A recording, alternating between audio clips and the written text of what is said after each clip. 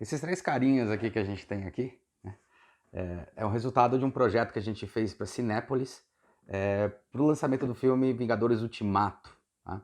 Faz um tempo, mas eu vim aqui para falar sobre eles, o como a gente usou a nossa inteligência de produção e a inovação para criar, desenvolver e fazer com que esses carinhas aqui, ó, se tornassem o balde de pipoca que foi comercializado. Gostaria de ver como é que a gente fez isso, quais são os truques que a gente usou para desenvolver isso e quais são as limitações que a gente tem de produção. Isso é interessante para entender também para os industriais como é que o trabalho do design funciona em si. Né? Como é que a gente pensa um projeto a partir do momento que o projeto cai na nossa mão. Fica até o fim do vídeo para saber como é que foi feito, qual é a relação entre esses três carinhas aqui, como é que foi pensado todo esse projeto, como é que foi executado todo esse projeto. Não esquece de se inscrever no canal, dar joinha, aperta o sininho para receber mais notificação. Não se esqueça, fica até o fim do vídeo para entender como é que a gente saiu de um desenho, de um conceito e chegou até um balde de pipoca bem bacana, que nem esse daqui. Ah, não teve spoiler, a gente não sabia que o Thanos ia perder a cabeça logo no começo do filme. Roda a vinheta.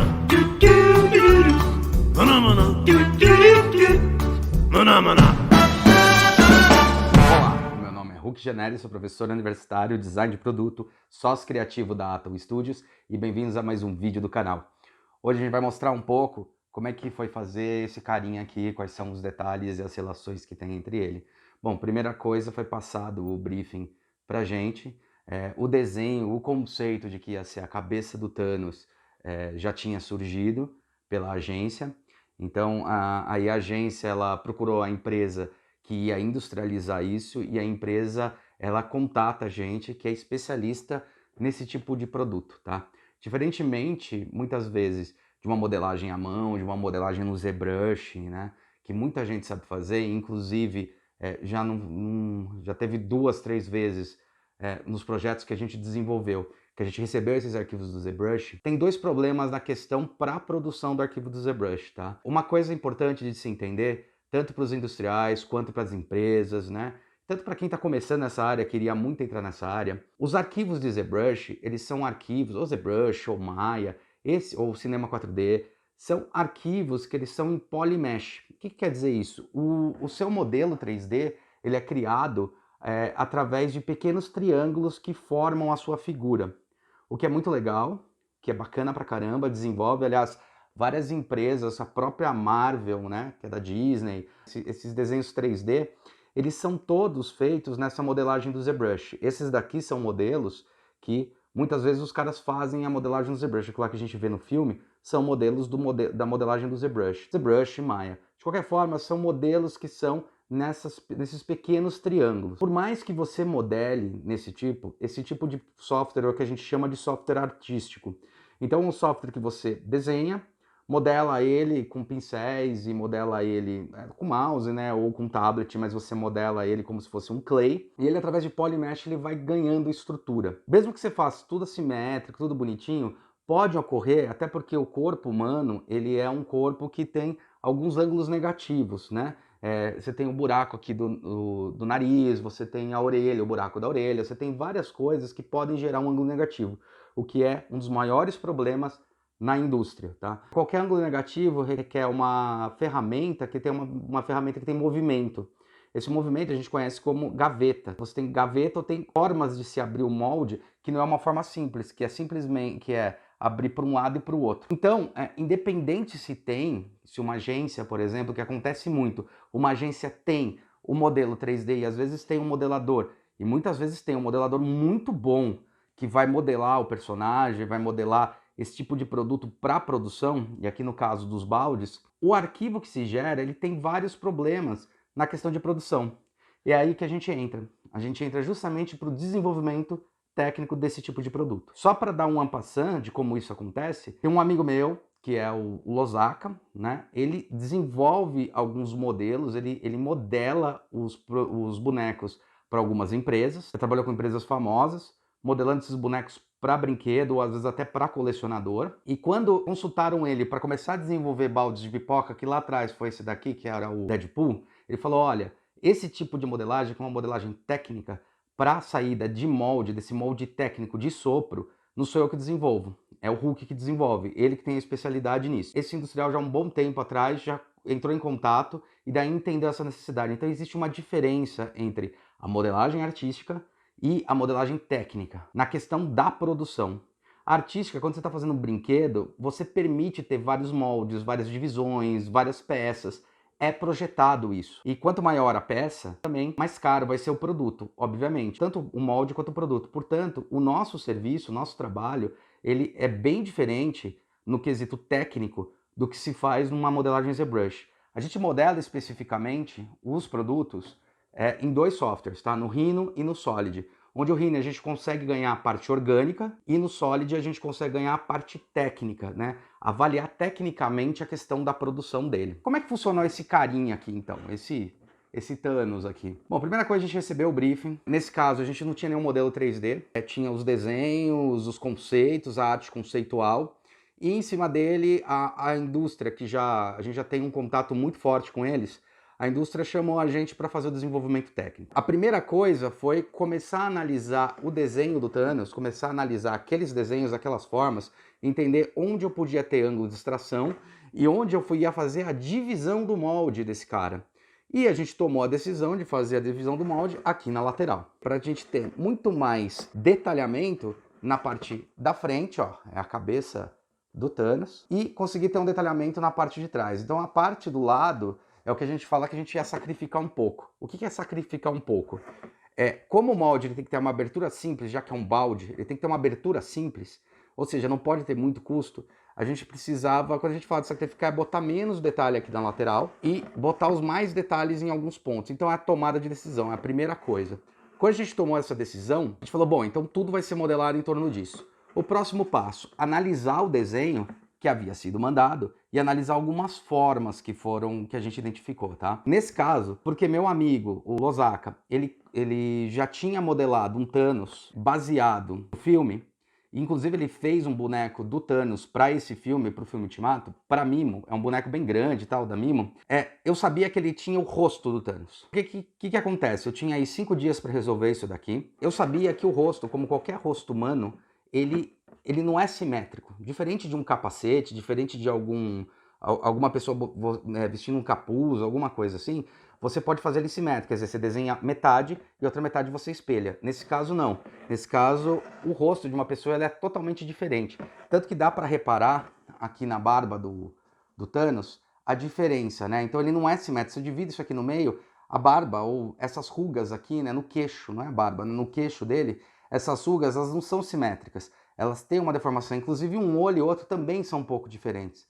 Até porque esse personagem ele é baseado e é desenhado em cima, que é o cara que faz o Thanos no cinema. A primeira coisa foi pegar esse modelo e começar a analisar. Eu pedi para esse meu amigo, para o Zacariotti, né, do Losaka, me mandar o arquivo que ele já tinha praticado. O arquivo só da cabeça para frente, quer dizer, só essa parte do rosto, porque a partir dessa parte do rosto eu conseguiria modelar. Eu comecei a executar o capacete, chegando perto do capacete original dele, teve que ter algumas modificações, por exemplo, o capacete não vem até aqui embaixo, a gente teve que fazer ele vir até aqui embaixo por questão de produção, por questão de extração, mas deixou o máximo possível próximo do produto. Aí o rosto, o que muitos de vocês podem imaginar é que a gente simplesmente pegou o rosto, colocou aqui e mandou fazer. Só que lembre-se, esse rosto estava em ZBrush, tá? E ele tinha um monte de ângulo negativo, um monte de coisa, um monte de problema em relação para essa produção.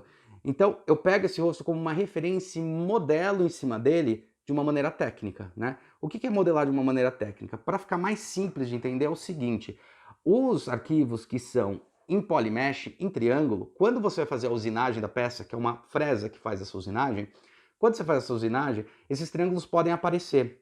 Fora que esses triângulos podem dar erro de malha, porque eles podem entrar um dentro do outro. É um negócio que acontece mesmo nesses softwares que são exclusivamente para modelagem. Uma malha pode entrar dentro da outra, pode ter interferência e não tem problema. Você não vai ver isso na renderização, você não vai ver isso em nenhum momento, tá? Pode ser uma coisa pequena. Só que para software matemático, que é o da usinagem, não serve esse arquivo. Então não adianta eu pegar um arquivo de modelagem que é em polymesh e tentar usinar. Vai dar merda, vai dar muito problema, porque vai ter erro, vai ter cálculo muito maior, vai ter que fazer um cálculo e o tempo de usinagem vai ser maior, porque imagina que ele tem que calcular todo o polymesh. A relação disso é mais ou menos fazer entre vetor e pixel. Se eu faço um logo, por exemplo, no Corel, no Illustrator, em algum programa vetorial, o logo ele é super leve, né? Se eu faço esse mesmo logo a 300 dpi no Photoshop, no Transfire para aí, puta, se eu não botar ele em JPEG, que é uma forma de compactar, né? É uma compactação proprietária do próprio JPEG, esse arquivo aí pode ter 10 MB, é um arquivo mais complexo. E se eu amplio ele, vai estourar o pixel. Ao contrário do vetor, se eu amplio, não estoura. É a mesma relação. O polymesh, que é o que constrói o objeto, quando eu transformo ele em polymesh, ele pode ter essas deformações. Se eu vou aumentando o produto, ou dependendo do triângulo que tem, eu tenho um problema, eu vou enxergar esses triângulos. É só ver em impressão 3D, quando vocês mandam exportar em STL, e muitas vezes aparecem esses triângulos na impressão, você fala, cara, o que está acontecendo? E daí ele ia aparecer assim, fora que poderia ter algum triângulo invadindo outra coisa, e dava problema. Então o que a gente faz? A gente pega o modelo, então o rosto, eu peguei esse rosto e modelei novamente em cima da base que eu tinha em NURBS, que é o equivalente a vetor. Esse NURBS, o cálculo é bem mais fácil e eu posso ampliar ou diminuir. Fora que o cálculo para a fresa é muito melhor. Então, as empresas elas precisam disso para otimizar o tempo de produção da ferramenta. Por mais que eu tenha pego isso daqui pronto, né, a cara pronta, modelada, eu tive que remodelar em cima da própria cara para poder, primeiro, calcular os ângulos negativos. Então, por exemplo, eu tinha a boca, que a boca era aberta, foi feita fechada. O olho aqui, ele era negativo, né? Porque o olho ele tem uma parte negativa, não ia sair o molde. Então, teve que remodelar o olho para ficar positivo na extração. Mesma coisa com o buraco do nariz, né? É um buraco que é negativo, eu tive que remodelar para poder deixar ele positivo, para poder ter extração. Então, ao contrário do que muita gente pense, não é simplesmente você pegar um modelo que algum modelador fez e fazer a produção. Pelo contrário, tem muitos modeladores que são excelentes e conseguem fazer no ZBrush, em vários lugares, cara, uns modelos incríveis. A gente já viu esses modelos e já viu esses modeladores trabalhando, mas eles têm a técnica da modelagem e não da produção. Uma coisa que é legal falar tanto para as agências, e dar um recado tanto para as agências quanto para as empresas que vão produzir os produtos, é que aquelas modelagens, quem vai produzir sabe disso, por isso que contrata a gente e geralmente indica a gente para essas agências. As agências é que às vezes não entendem, que às vezes até elas têm um modelador interno que modela, cara, fantástico. Um exemplo bom é esse daqui do Terminator, que ele veio uma modelagem artística do produto, e daí o cara fala assim, ah, meu, mas a modelagem aqui o meu modelador fez rápido. Como é que você não consegue fazer rápido? Eu falei, porque eu calculo todos os ângulos, inclusive os ângulos de extração dos dentes. Mesma coisa aqui. E eu tenho que transformar aquele polymesh em vetor, ou seja, eu tenho que remodelar, eu tenho que refazer, eu tenho que redesenhar essa peça. Então não é simplesmente pegar e dar um comando, é redesenhar a peça, redesenhar ponto por ponto. Esse Thanos, ele foi desenhado por quadrante. Então eu desenhei o nariz, eu redesenhei o nariz, depois redesenhei a boca e o queixo, depois redesenhei o olho, aí em cada olho eu via qual era a extração, como é que ia ser, para desenhar o rosto do Thanos, tá? O capacete, ele foi inspirado no capacete do Thanos, mas eu tinha que ter tanto volume para o volume de pipoca aqui adentro e manter a proporção, quanto parecer realmente o capacete original dele. Óbvio que tem modificações, senão não tem extração. É aquilo lá que eu falei, a gente teve que dar uma roubada aqui, teve que deixar um pouquinho maior aqui, para poder ter uma forma de produzir. Tem outra coisa inteligente nessa produção, se você olha esse produto e esse produto, vocês vão ver uma coisa curiosa. Esse aqui é o produto que sai da máquina, tá? Olha só que interessante. Esse balde ele foi pensado para ter tampa. Qual que foi a sacada industrial para a gente não ter problema? E isso é conversado entre a nossa empresa e a empresa produtora, a gente vai alinhando essas coisas. Qual é a sacada que a gente teve, né? Conversando junto, trabalho em equipe. Por que a gente não tira a tampa do próprio corte do balde? Todos os baldes, como eles têm esse buraco, vou tirar desse aqui, ó. Como o balde tem esse buraco que é onde eu tenho que colocar a mão, é normal você fazer o sopro, né? E a entrada, se você olhar esse buraco é o que? A entrada do sopro. Quando você entra um canudo aqui, faz... a máquina sopra e incha esse parison, tá? Quando ele incha, ele bate no molde e forma. Toda vez ele vai formar, é que nem uma garrafa, ele tem que ter uma entrada pequena, tá? Para entrar ar com pressão. O que a gente pensou? Pô, e se a gente fizer com que a tampa e a cabeça saiam na mesma peça? Isso é uma puta sacada industrial. Porque a gente, numa peça só, não precisou fazer 2 moldes. Fez um molde. Só que exigiu calcular um monte de coisa. Calcular, por exemplo, vocês podem ver que não está batendo aqui, ó, a angulação. Ó. O final desse com esse daqui não está batendo. Por quê? Porque na hora que eu fechasse, ele tinha que chegar mais próximo e bater. Então é calculado, é modelado isso daqui fechado, depois ele é tirada essa tampa, na modelagem 3D, é tirada essa tampa, é colocada na altura, é calculado como é que vai ser o corte, onde vai ser a parte de corte, que aqui a gente pode ver, ó, nesse aqui dá pra ver bem, essa parte de corte, tá? É calculado, então, ó, ele tá aqui, ele é cortado e daí sobra a tampa. Fora isso, a gente pensou como é que seria o encaixe dessa tampa. Então, a gente pensou nessa bordinha aqui, ó, que essa bordinha já ia sair no próprio sopro e aí, quando cortasse, ela já serve como própria tampa. Puta sacada isso daqui, né? Isso aqui é uma sacada industrial, uma sacada que a gente tem. É uma coisa que a gente pensa na hora da produção. Então, um balde desse, um produto desse que parece simples de ser produzido, ele teve que ser pensado muito. E ele teve que, sim, ser remodelado. Não adianta o modelo em mesh. O modelo em mesh eu não tenho controle. Eu posso até cortar, mas eu não tenho controle. Aí eu tenho que definir espessura, eu tenho que definir peso da peça, porque a gente vai trabalhando com peso também. Olha, a peça não pode passar de 170 gramas. Putz, como não passar de 170 gramas, se o nariz dele aqui dá um estiramento no material. Então, foi assim, o limite, puxa um pouquinho, faz um pouquinho menor aqui, vamos trabalhando milímetro por milímetro até chegar na quanto grama precisa, porque quanto mais grama, mais caro é, e trabalhar em todas essas condições. Então, esse projeto foi um projeto muito legal, muito bacana, inclusive quando surgiu a propaganda dele, a propaganda desse balde do Cinépolis, foi engraçado porque rolou um monte de meme. Porque a imagem que foi usada foi uma imagem do ator de verdade, com o balde que já tinha sido projetado. Na hora da montagem, eu não sei quem fez a montagem, o rosto estava deslocado, ele estava meio torto, ele não estava na perspectiva, como dá para ver aí nas imagens. E isso deu a impressão de que esse balde estava sendo torto feito. Então foi muito engraçado que a gente recebeu um monte de meme antes da produção dele, né? Porque teve a propaganda, geralmente acontece 2 semanas antes de começar a lançar a produção.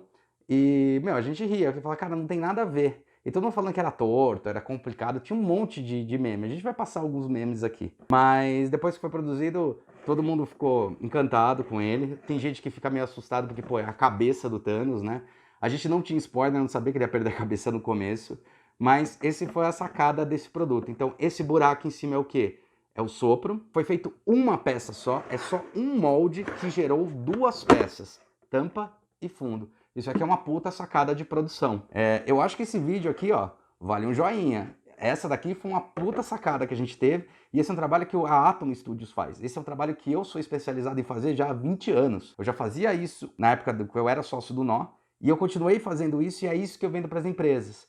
As empresas me conhecem por causa disso, por causa desse tipo de desenvolvimento. E é por isso que elas contratam o nosso serviço. Então, para entender, é isso que a gente faz. Não adianta ter a modelagem, não adianta ter ela. Ela tem que ter a modelagem, ela tem que ser trabalhada para ter ângulo de extração, ângulo de saída. Esse produto, por mais detalhes que tenham, e quem produz sabe o quanto isso é complexo, não tem um ângulo negativo, não tem um ângulo de problema aqui, são todos ângulos positivos e de extração. E essa sacada de fazer 2 moldes em um só, 2 peças em um único molde, é uma sacada muito boa, que fez otimizar muito a produção. E outra coisa, para quem gosta dessa questão do ecologicamente correto, da inteligência do ciclo, quando eu faço isso, eu faço um molde a menos, eu gasto menos material, porque esse material ele é desperdiçado na hora que corta, porque eu só tenho que servir isso daqui. Aqui não teve desperdício nenhum de material. O único problema que isso daqui teve foram oficialmente 2, tá?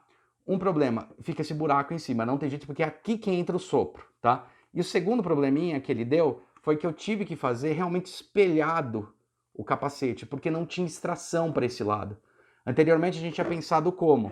Tinha pensado um molde que ia sair, ia ser uma peça, que ia ser um molde desse, que ia ter um molde saindo para cá e outro para cá. Então eu não tinha problema de extração para esse lado, eu tinha problema de extração para cima. Ia fazer um molde para esse. Mas aí a gente teve essa sacada de fazer junto. Então qual foi a única coisa que a gente fez? A gente dividiu aqui e realmente rebateu esse desenho para poder ter extração. Óbvio, teve mudança aqui, porque aqui ele tem um chifrinho, eu não pude fazer o chifre muito grande por causa da questão do sopro. Tem um monte de coisa técnica que está relacionada a isso. Mas isso foi uma puta sacada. Teve um ganho absurdo, tá? De produção, produtividade e economia no produto. Tá? O produto era para custar mais caro. Então a gente conseguiu otimizar a produção, otimizar o custo, beleza? Acho que esse vídeo aí, ó, vale um joinha. Muito bom esse projeto que a gente fez. Esse projeto aqui é um dos projetos mais legais que a gente fez. Ele é um dos mais desafiadores, tá? Porque a gente teve que usar uma modelagem do que tinha, teve que remodelar em cima o rosto para não perder essa característica do Thanos. Esse Thanos é exatamente o Thanos do filme, tá? Inclusive é baseado em cima do arquivo original, tá? Que é um ZBrush, e remodelado em cima desse arquivo. O capacete foi todo criado e pensado na melhor forma e método de produção. Mas ó, vale um joinha, hein? Isso é trabalho de design. Esse é o trabalho verdadeiro de design. Isso é inovação. Isso é fazer design. É você pegar um produto, entender quais são as problemáticas, otimizar para o meio de produção e mesmo assim, por mais que tenham alguns pequenos detalhes que a gente possa observar, o produto está perfeito. O produto está muito bom dentro das condições de produção. Eu até arrisco dizer, e isso não é mentira, porque muitas empresas já falam isso pra gente, o quanto a gente conseguiu fazer isso daqui no sopro, com essa capacidade de riqueza de detalhe, em uma ferramenta, tá? Tem gente que achava que isso aqui era injeção, pra você ter ideia. Procura falar, ah, você fez injetado. Não, a gente fez soprado. Como? Impossível. Então é esse tipo de coisa que a gente faz. A gente faz o impossível, beleza? Então, não se esqueça de se inscrever, dá joinha, porque vale esse vídeo, um puta de um joinha, e até a próxima.